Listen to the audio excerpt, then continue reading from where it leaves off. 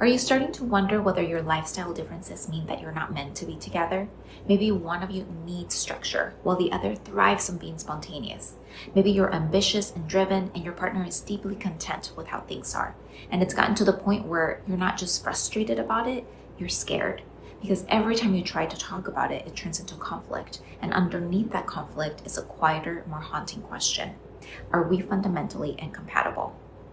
Hi, I'm Monica Burford, a licensed marriage and family therapist in Sacramento, California. I work with couples who love each other deeply but feel stuck in the tension between we're different and does that mean that the relationship is doomed?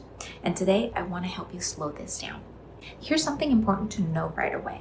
According to decades of research by John and Julie Gottman, nearly 69% of relationship conflict is perpetual.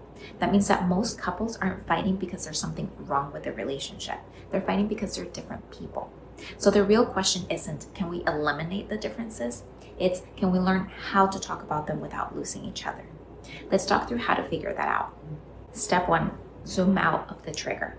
When a lifestyle conflict shows up, whether it's how you spend your money, how you rest, how you parent, or how you pursue your goals, and you get into your conflict cycle with your partner, your nervous system often reacts like you're in an emergency.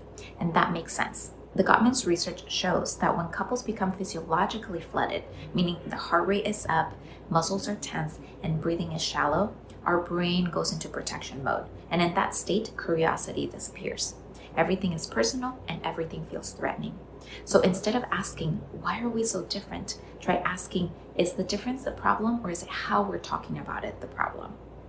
Often, the difference itself isn't the threat, but the escalation in the discussion is. Getting curious and learning more about each other's perspective can de-escalate the moment and bring your nervous system back online. Step 2, identify the meaning you've attached to the difference. Here's another Gottman-informed insight. Conflict isn't about the topic, it's about what the topic represents. Differences become painful because of the meaning we assign to them. So ask yourself, what story am I telling myself about my partner because of this? Do I feel rejected, controlled, unimportant, unseen?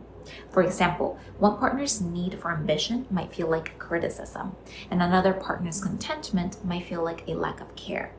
When you name the emotional meaning underneath, you stop fighting about logistics and start addressing what the real injury is about. And that's where repair becomes possible. Step 3, think about whether this is a deal breaker or a perpetual difference in the relationship. This step is crucial. The Gottman's research distinguishes between solvable problems, those where there's a clear solution and an end to the problem, like where do we grab dinner tonight? And perpetual problems, that's based on your differences in personality, behavior, and values that are more core to who you are as a person. And most lifestyle differences are perpetual. They're not going to disappear, but they can become manageable. So ask yourself, is this difference fundamentally violating my values, or is it asking me to grow in empathy, flexibility, or understanding?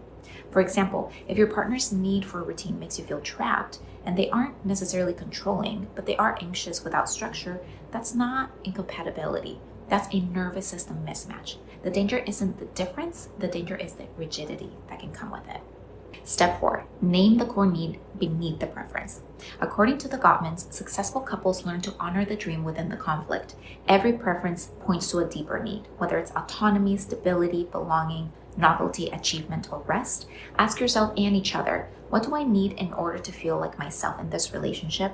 Then ask, can we make room for both of us without one person disappearing? This step often reveals that what felt like incompatibility is actually an unmet emotional need. Step 5, know the difference between conflict and disconnection.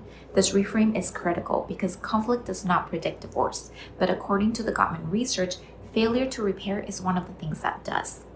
Couples who stay connected aren't the ones who avoid conflict. They're the ones who know how to repair after things go sideways. Disconnection might look like walking on eggshells, shutting down, avoiding hard conversations, or not listening to each other. Repair looks like being accountable for your part in the conflict, apologizing, being willing to listen, and coming back and trying again calmly after a conflict. So if you're still arguing, that's not a failure, it's information, and it means that the relationship still matters. So ask yourself, are we incompatible or just uncomfortable?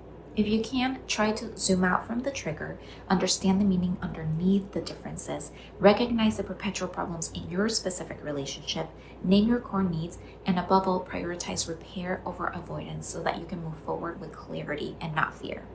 If you'd like support working through this with someone who not only understands the research, but also the emotional reality in being in this kind of dynamic, I offer a free 45-minute video consultation for couples. We'll talk about what's hard, what still connects you, and whether the bridge between you and your partner can be strengthened together. Click the link below to book your free consultation, and I'd be honored to walk through this journey with you.